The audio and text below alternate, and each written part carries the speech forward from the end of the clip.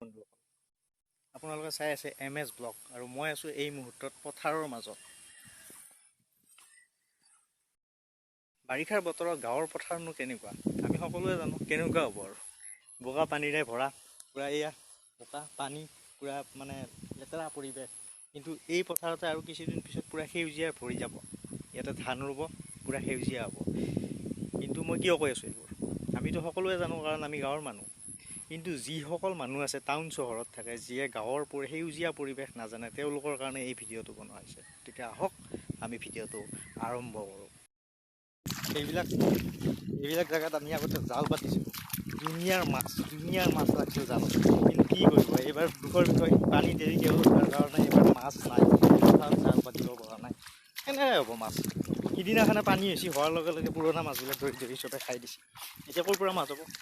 নাই এইবাৰ গাঁৱত নহয়। ৰ'ব, ধেমালি কৰিছোঁ, কিবা কিবি থাকে আৰু এইগিলা বাদ দিলোঁ। এতিয়া মই দেখাই আছোঁ আপোনালোকক সেউজীয়া মানে কি, এতিয়া হ'ল কঠীয়া পৰাৰ সময়। গতিকে কঠীয়া চাওকচোন কেনেকুৱা মজা লগা হৈ আছে। ভিউ চাওক।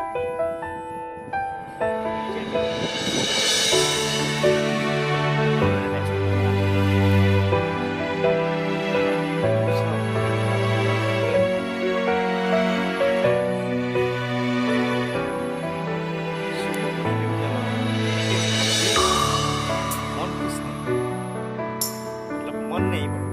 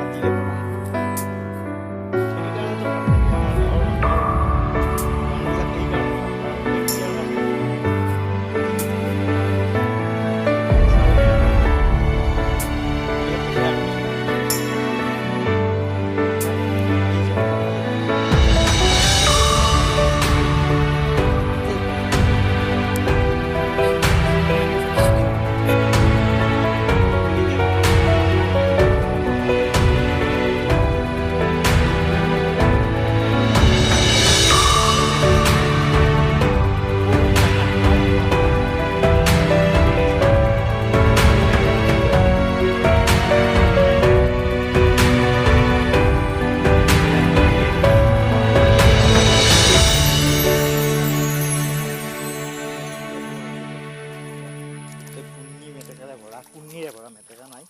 এখন নদীখন ইয়াৰ পৰা আহিছে, এইটো সৰোবৰৰ পৰা। এনেকৈ মানে পথাৰত যোৱা ৰাস্তা আৰু কি ক'ব, পথাৰত যোৱা ৰাস্তাত এইপিনে এনেকৈ পানী মানে পাৰ হৈ যায়, ওলাই যায় এইপিনে পথাৰলৈ। ভৰি দুখন অলপ ধুই লওঁ, এনেকৈয়ে পথাৰৰ ভিডিঅ'টো শেষ কৰিলোঁ।